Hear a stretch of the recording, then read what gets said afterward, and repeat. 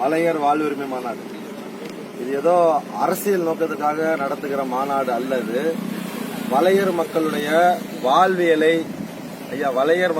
வாழ்வியலை மேம்படுத்துவதற்காக, வலையர் புனரமைப்பு வாரியம் அமைப்பதற்காக அந்த 5 மாவட்டங்கள்ல தென் மாவட்டங்களாக இருக்கக்கூடிய மதுரை, விருதுநகர், ராமநாதபுரம், திண்டுக்கல், சிவகங்கை போன்ற மாவட்டங்கள்ல இந்த வலையர் மக்களுடைய வாழ்வாதாரமே ரொம்ப கேள்விக்குறியா இருக்கு.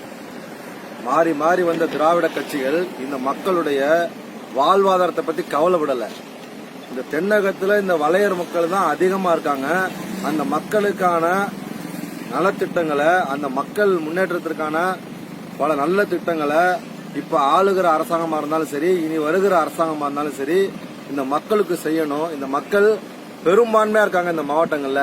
அதை நிரூபிக்கின்ற வகையில தான் இந்த வலையர் வாழ்வுரிமை மாநாடு போடுறோம்.